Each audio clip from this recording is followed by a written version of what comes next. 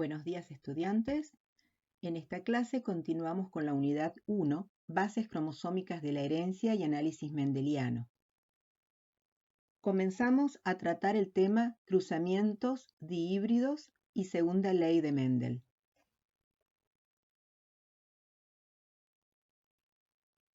Recordando la clase anterior, cuando vimos cruzamientos monohíbridos, llegamos hasta la primera ley de Mendel. La primera ley de Mendel, también conocida como el principio de la segregación, nos dice que los dos factores o miembros de un gen no se fusionan ni se mezclan, sino que permanecen diferenciados a lo largo de toda la vida del individuo. Segregan o se separan en el momento en que se forman los gametos.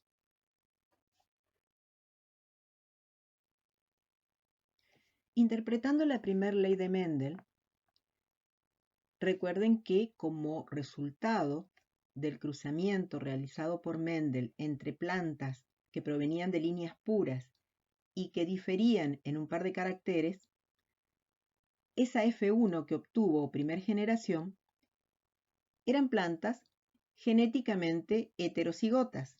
Ya estamos en condiciones de poder decir que toda la F1 de los cruzamientos de Mendel eran heterocigota. Es decir, estas plantas F1 presentaban para el carácter color de la semilla un color amarillo. Quiere decir que la F1 estaba formada por individuos que llevaban el gen para el color de la semilla, pero ese gen estaba formado por dos alelos diferentes. ¿Recuerden cuando vimos cómo está constituido un gen? Un gen está constituido por dos alelos. Hay genes formados por dos alelos iguales que podían ser alelos dominantes, ambos. Hay genes que pueden tener los dos alelos recesivos. Y hay genes que pueden tener un alelo dominante y un alelo recesivo. En el caso de las F1, de los cruzamientos de Mendel, estas plantas eran genéticamente heterocigotas. El gen color de la semilla, en este caso, estaba formado por un alelo dominante, responsable del color amarillo en la semilla, y un alelo recesivo, responsable del color verde en la semilla. Genotipo heterocigota.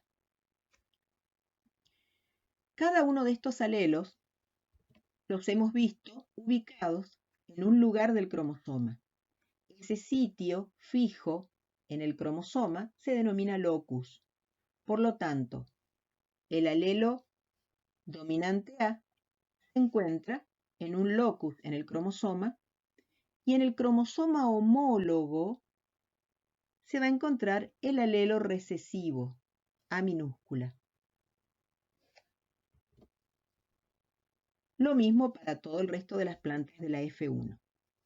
Según la primera ley de Mendel, los miembros de un gen se separan en el momento de formar las gametas. Es decir, estos dos alelos van a separarse en el momento en que se forman las gametas y van a dirigirse cada uno de ellos en el cromosoma correspondiente a una gameta.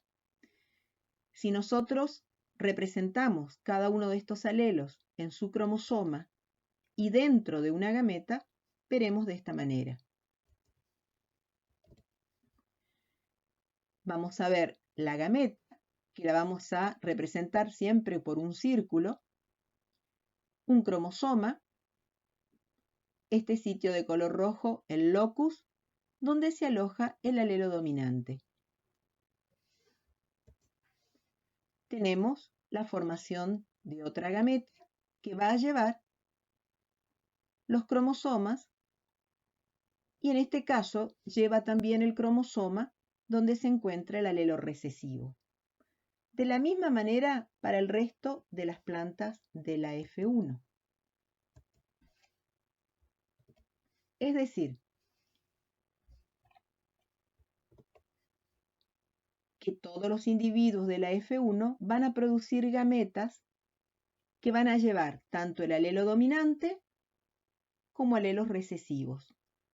Otras plantas formarán gametas que van a llevar alelos dominantes y gametas que van a llevar alelos recesivos. Mendel permitió que todos los individuos de la F1 se crucen entre sí. ¿Para qué? Para poder obtener una segunda generación, para poder obtener la F2. Todos los individuos de la F1 tenían un fenotipo semilla de color amarillo. El color verde no aparecía aquí. Recuerden que se trata de un alelo recesivo que no se expresa porque está enmascarado por el alelo dominante A, que da el color amarillo. Entonces, dejamos que se autofecunde y que se crucen entre sí los individuos de la F1 y obtenemos la segunda generación, la F2. Fíjense cómo aquí vamos a representar las gametas de los individuos de la F1 sin el cromosoma.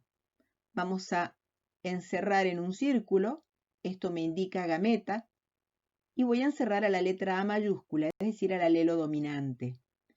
Lo mismo con la A minúscula, lo encierro en un círculo porque va a expresarme la gameta que lleva el alelo recesivo. De la misma manera con el resto de las plantas de la F1. Voy a tener gametas haploides que lleven alelo dominante, otras gametas llevarán alelos recesivos. Para poder obtener la F2, estas gametas se tienen que combinar unas con otras. Debe haber fecundación para poder obtener una segunda generación de cigotos o de individuos. Por lo tanto, las gametas que llevan alelo dominante de uno de los padres, al combinarse con las gametas que llevan alelo dominante de otro padre, formarán cigotos homocigotas dominante. El genotipo homocigota dominante ya no lo encierro en un círculo. Ya no es una gameta, es un individuo completo, que está formado por la mitad de los cromosomas, que viene con una información genética de uno de los padres, y la mitad de los cromosomas que viene con la información genética de otro de los padres. Gametas con alelo dominante también se van a combinar con gametas que tienen alelos recesivos.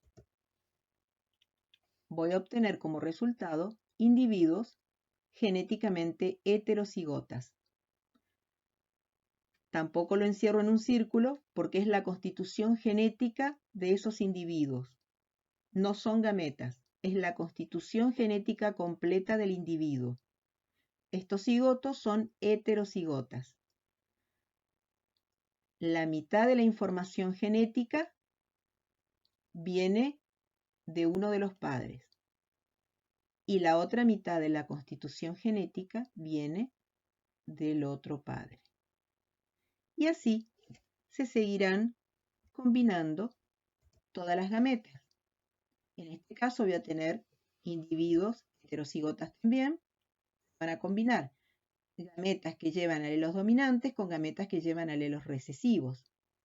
Fíjense, siempre el alelo dominante se escribe primero y luego se escribe el alelo recesivo. Y finalmente, por fin las gametas que llevan alelos recesivos pueden encontrar gametas que lleven alelos recesivos para poder expresar el fenotipo verde. Recuerden que en la F1 no aparecía el color verde. El color verde aparecía en la F2, porque es allí donde el cruzamiento entre dos heterocigotas hacen que estos alelos recesivos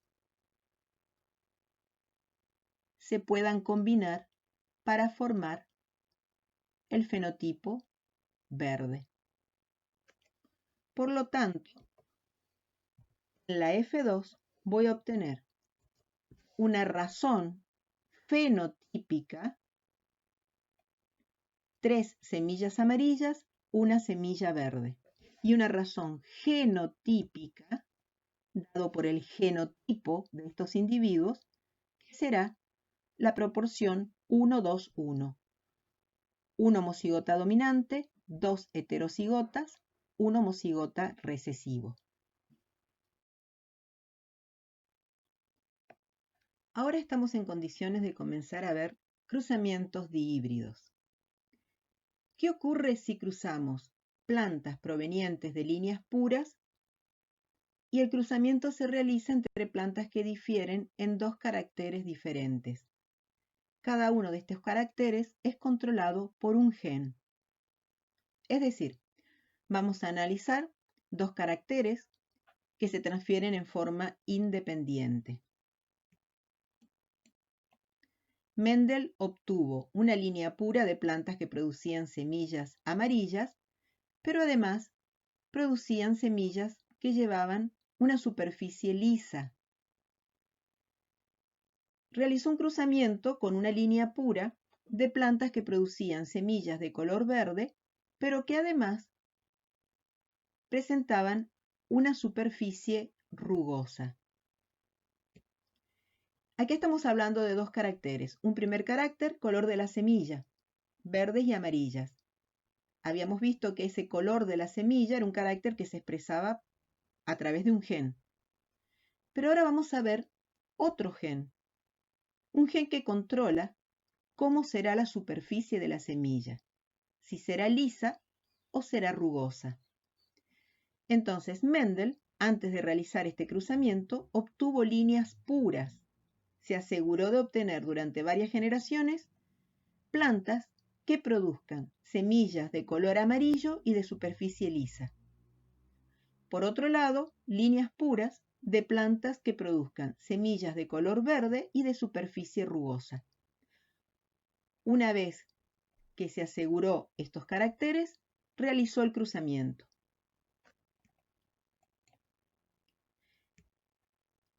El genotipo de las plantas puras es un genotipo homocigota dominante para los 2 genes.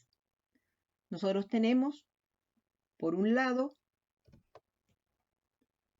vamos a tener el gen color de la semilla. Como es una línea pura, es amarilla, es genéticamente homocigota dominante. Por otro lado, tendremos el gen para la superficie de la semilla. La semilla es lisa, por eso escribimos con la letra L de la palabra lisa. Es una línea pura de semillas lisas, por lo tanto, el genotipo es homocigota dominante.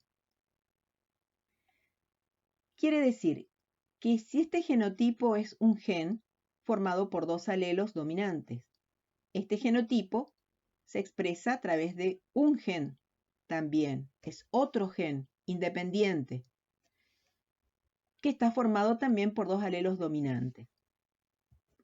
En el caso de las líneas puras, de semillas verdes, superficie rugosa, vamos a tener un gen con 2 alelos recesivos que va a expresar el color de la semilla, en este caso color verde.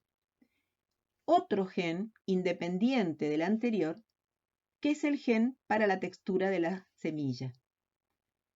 Lleva 2 alelos recesivos, la letra L en minúscula, porque está expresando la superficie rugosa.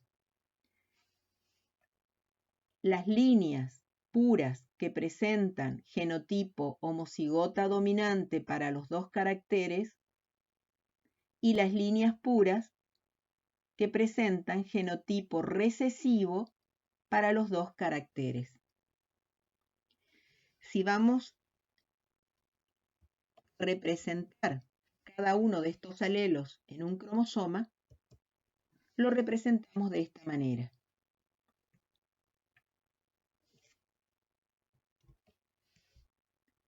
Un cromosoma que lleva en el locus, que ya lo conocemos, el alelo dominante A para el color amarillo. El cromosoma homólogo lleva exactamente la misma información genética. En el locus, el alelo A dominante. En otro cromosoma se va a encontrar el gen para la textura de la semilla. Fíjense, es un locus de color amarillo que está ubicado en un lugar más por encima del locus que nosotros habíamos colocado el color de la semilla. Es otro cromosoma donde presenta otros caracteres. Entre ellos está el gen que va a expresar cómo es la superficie de la semilla. Entonces voy a ubicar el alelo dominante y en el cromosoma homólogo, en el mismo locus donde se ubicaría el gen para la superficie de la semilla, voy a ubicar el otro alelo dominante. De la misma manera se ubican los alelos recesivos en los cromosomas de los otros individuos, de los individuos que producen semillas de color verde y superficie rugosa. Estos son cromosomas homólogos y estos son cromosomas homólogos. Los cromosomas que llevan los alelos recesivos son cromosomas diferentes a los cromosomas que llevan el carácter de la textura de la semilla. En el momento que se separan los alelos para formar las gametas, cada uno de estos cromosomas va a conformar gametas. Pero fíjense, para los individuos de esta línea pura, en la gameta van a ir cromosomas que llevan el alelo dominante para el color de la semilla, pero también tiene que ir los otros cromosomas. En este caso, el que lleva el alelo dominante para expresar cómo es la textura de la semilla. Entonces, estos individuos que son homocigotas dominantes para un gen, van a producir alelos dominantes en las gametas. El otro gen, homocigota dominante para la textura de la semilla, va a producir gametas con alelos dominantes. Una vez que junto ambos cromosomas, recién ahí lo encierro en un círculo, porque la gameta va a llevar la información de uno y la información del otro cromosoma. Lo mismo ocurre con las plantas que van a formar gametas con los alelos recesivos. Lógicamente, las gametas de uno de los padres se tiene que combinar con la gameta del otro padre para poder recién ahí dar origen a individuos de la F1. Si hacemos un pequeño cuadrito de Punnett, tenemos las gametas femeninas que llevan los alelos dominantes y las gametas masculinas que llevan los alelos recesivos. Estas dos gametas deberán combinarse para dar origen a individuos de la F1. Ya no los encerramos en un círculo porque ya no son gametas, ya es la constitución genética de un individuo. Entonces, la F1 va a dar semillas con un fenotipo amarillo, superficie lisa. Si vemos su constitución genética, va a ser heterocigota para el color de la semilla y heterocigota para el color, para la superficie de la semilla. Pero se va a expresar el alelo dominante responsable del color amarillo y además se va a expresar el alelo dominante responsable de que la superficie sea lisa. Y de esta manera se van a ubicar en los cromosomas. Un cromosoma va a llevar el alelo dominante y el cromosoma homólogo a este lleva el alelo recesivo.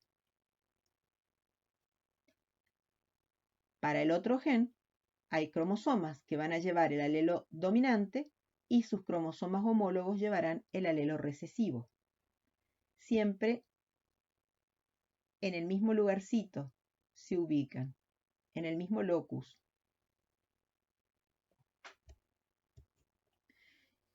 Es decir, que el fenotipo será que todas las F1 serán amarillas lisas. El fenotipo se puede escribir con lo que yo veo.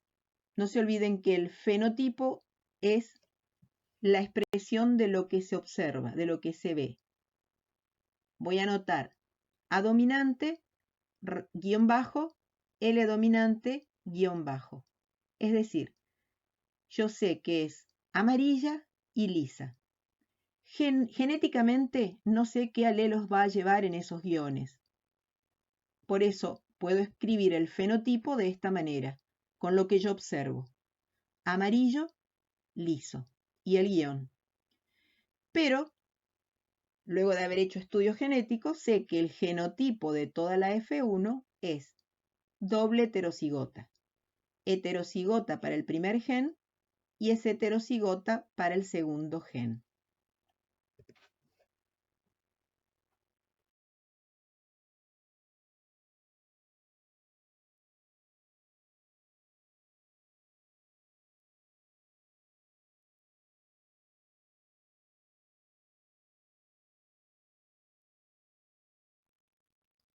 Ahora debemos obtener la F2.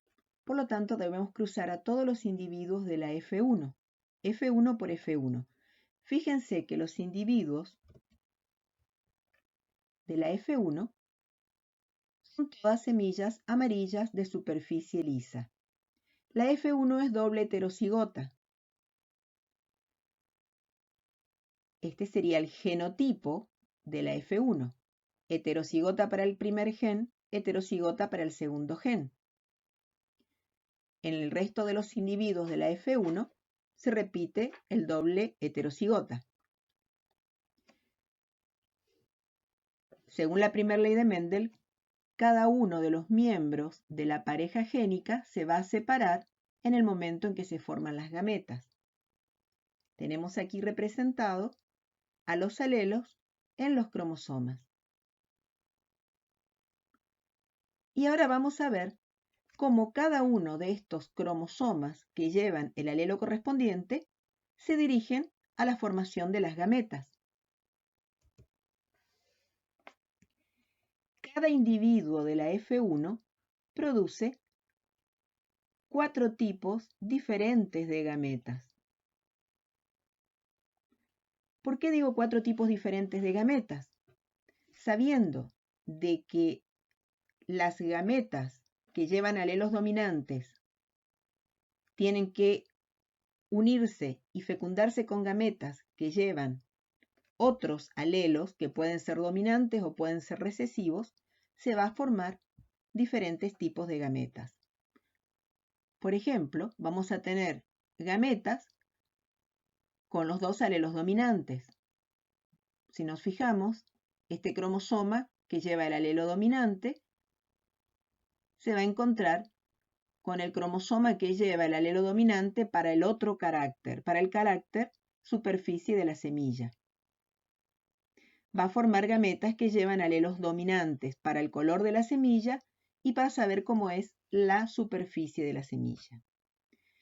En este caso, tenemos gametas que llevan alelo dominante para el color de la semilla, que se van a encontrar con los cromosomas que llevan el alelo recesivo para saber cómo es la superficie de la semilla. En este otro tipo de gametas vamos a tener cromosomas que llevan alelos recesivos para el color de la semilla y cromosomas que lleva alelo dominante para saber la textura de la semilla.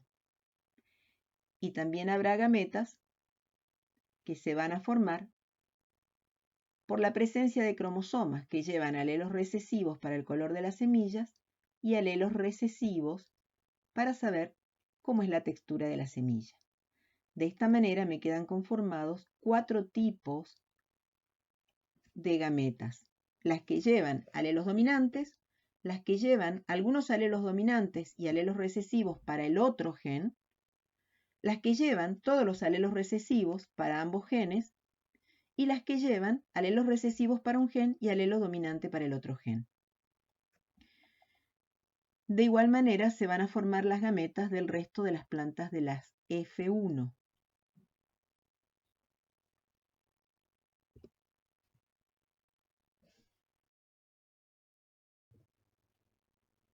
Ahora puedo realizar un cuadro de Punnett o tablero de Punnett. En él puedo combinar las gametas masculinas obtenidas con las gametas femeninas. En el cuadro de Punnett coloco los 4 tipos diferentes de gametas masculinas que se obtuvieron y los 4 tipos diferentes de gametas femeninas que se obtuvieron.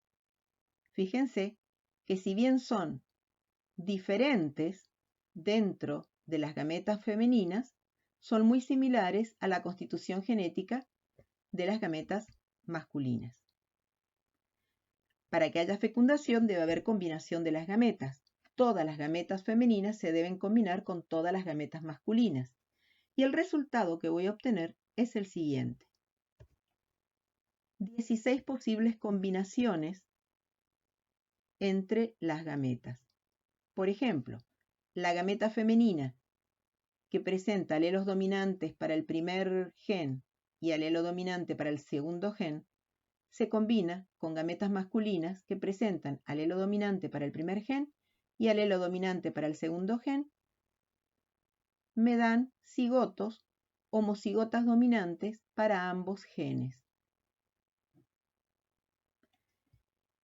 Luego obtenemos una gran variabilidad genética en la combinación de todos los individuos. Y llegamos también a la combinación genética entre las gametas que llevan todos los alelos recesivos. Me dan como resultados individuos que son homocigotas recesivos para el primer gen y homocigota recesivo para el segundo gen. En esta combinación genotípicamente vamos a tener una menor proporción de individuos altamente puros para ambos genes. El doble homocigota dominante es mucho más difícil de obtener y se presenta en menor proporción. En el otro extremo, el doble homocigota recesivo también es muy difícil de obtener y se presenta en menor proporción. Y el resto es una gran variabilidad de constitución genéticas de individuos que se obtienen en la F2.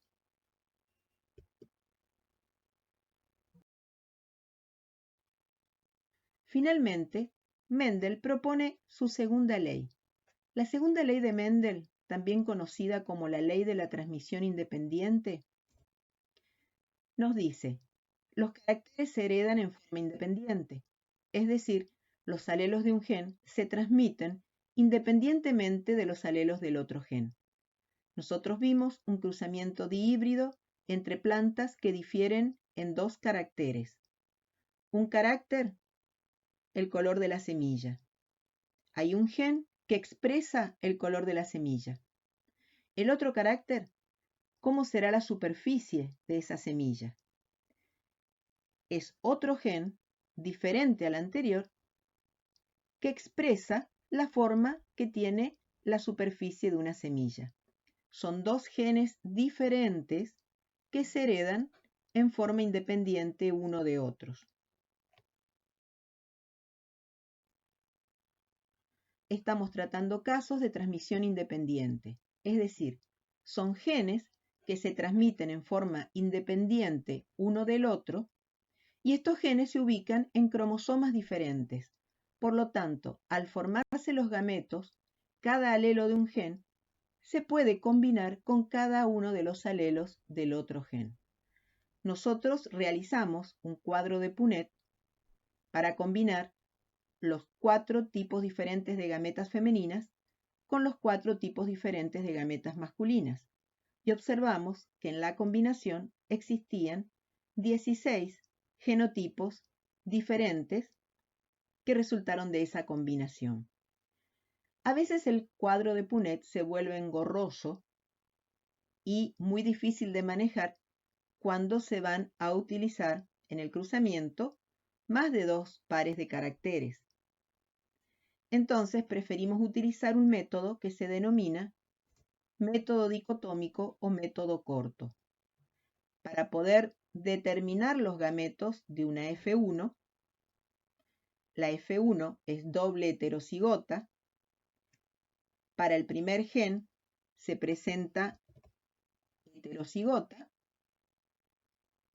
y para el segundo gen también se presenta heterocigota. En este método dicotómico corto, nosotros vamos a anotar los alelos de la primer pareja génica, que sería el alelo dominante y el alelo recesivo. Cada uno de estos alelos se debe combinar con cada uno de los alelos del otro gen. La segunda pareja génica tiene un alelo dominante y un alelo recesivo. Cada uno de esos alelos se va a combinar con el alelo dominante del primer gen. Por lo tanto, el alelo recesivo del primer gen también se tiene que combinar con cada uno de los alelos del segundo gen. De esta manera, todos los alelos de un gen se van a combinar con todos los alelos del segundo gen. En el momento de obtener las gametas, el alelo A dominante se combina con el alelo L dominante y los encierro recién ahí por un círculo. Luego, el alelo A dominante se combina con el alelo L recesivo. Los escribo y recién ahí los encierro en un círculo. El alelo A recesivo se debe combinar con el L dominante. Los escribo y luego los encierro en un círculo. Y el alelo A recesivo se debe combinar con el alelo L recesivo. Y recién ahí los encierro en un círculo. Quiere decir que la gameta, cada una de estas gametas va a quedar constituida por cromosomas que lleva un alelo dominante para el primer gen y el alelo dominante para el segundo gen. Esta otra gameta tiene el cromosoma que lleva el alelo dominante para el primer gen y el alelo recesivo para el segundo gen, y así sucesivamente.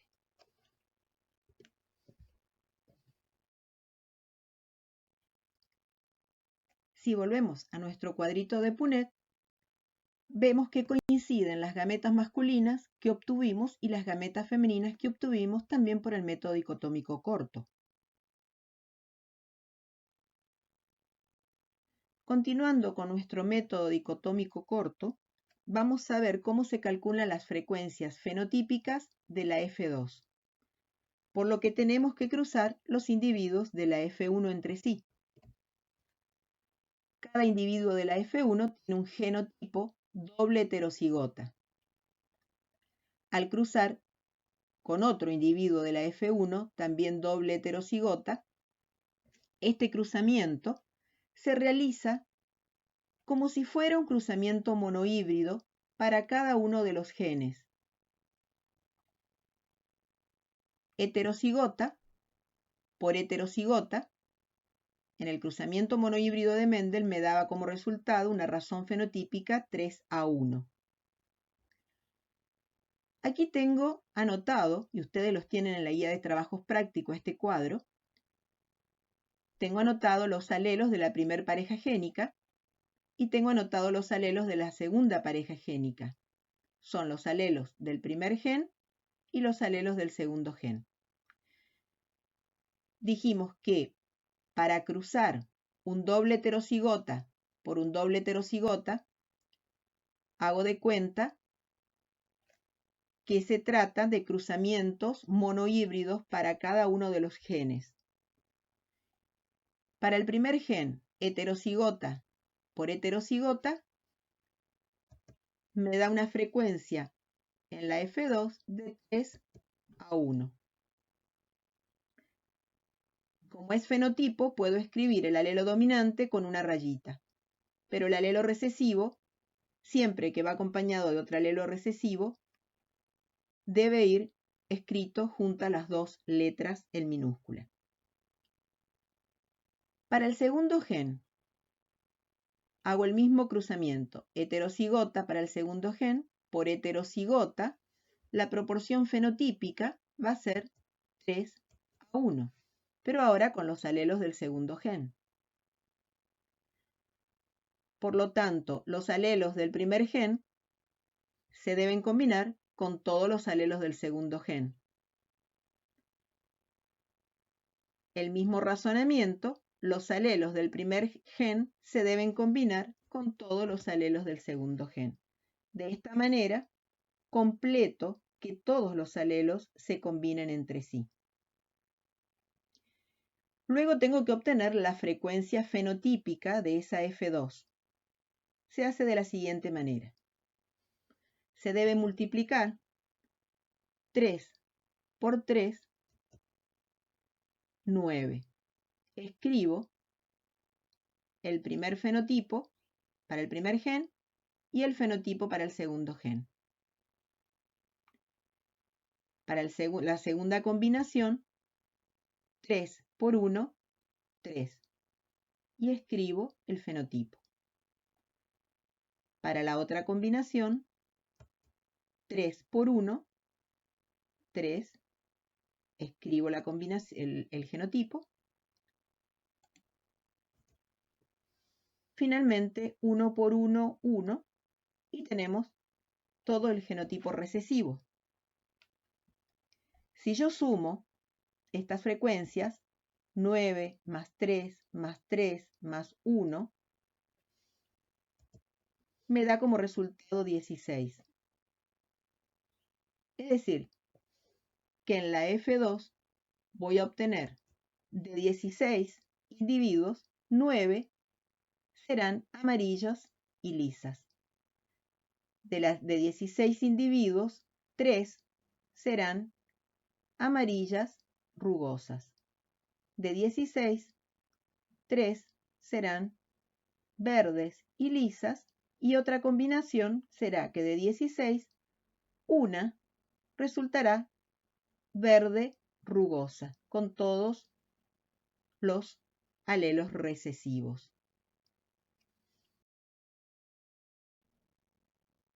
De la misma manera, voy a obtener las frecuencias genotípicas de la F2.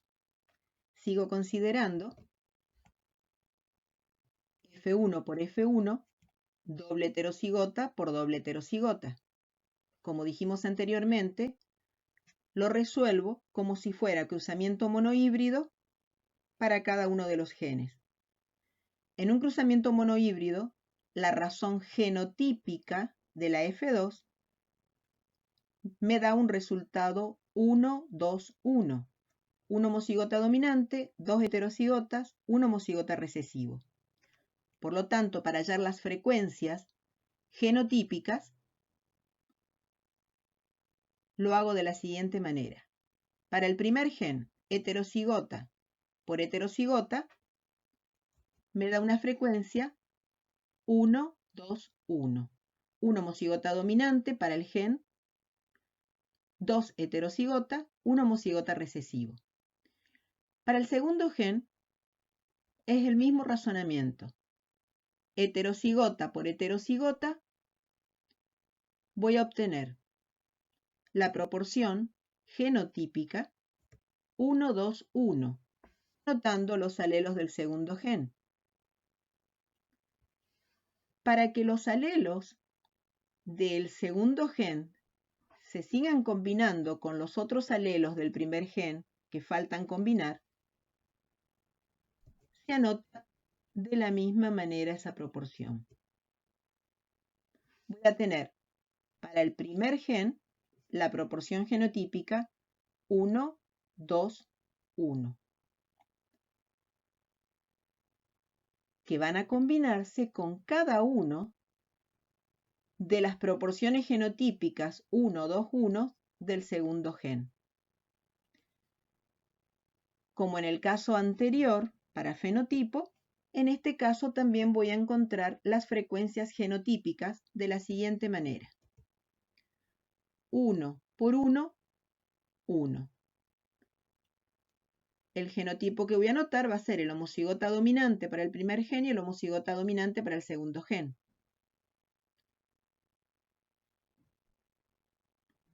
Luego, 2 por 1 me dará 2. Y anoto el homocigota dominante para el primer gen y el heterocigota para el segundo gen. La otra combinación será 1 por 1, 1. El homocigota dominante para el primer gen lo anoto y anoto el homocigota recesivo para el segundo gen. De la misma manera, sigo resolviendo estas frecuencias. 2 por 1, 2. Anoto el heterocigota para el primer gen y el homocigota dominante para el segundo gen. 2 por 2, 4. Anoto el heterocigota para el primer gen y el heterocigota para el segundo gen. 2 por 1, 2. Y anoto los genotipos que se combinan. Y así sucesivamente hasta obtener las frecuencias genotípicas. Si yo sumo cada una de estas frecuencias, también me dará como resultado 16. Recuerden que todo esto va coincidiendo con lo que obtuvimos en el cuadro de Punnett.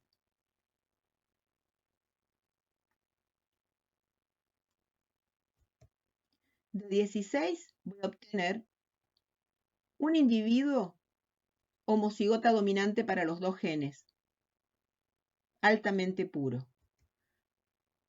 De 16, dos individuos tendrán este genotipo. De 16, un individuo tendrá este genotipo. Y así sucesivamente hasta completar nuestras frecuencias genotípicas. Tenemos nuestro cuadrito de Punnett, donde vamos a hallar nuevamente coincidencia con el método dicotómico corto.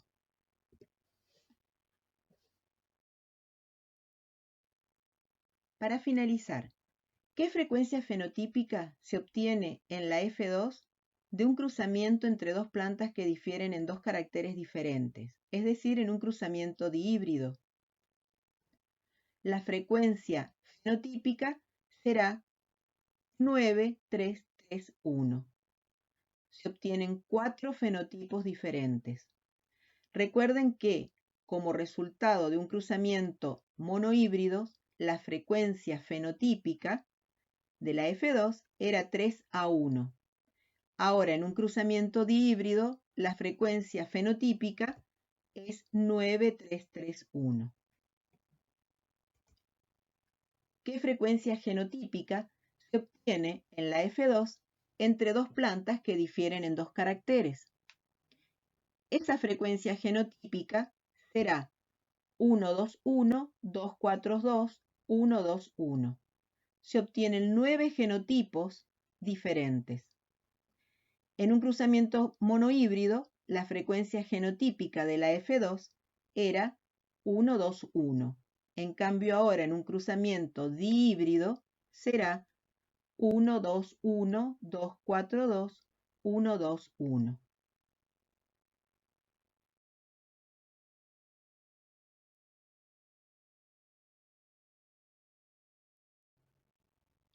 Muchas gracias.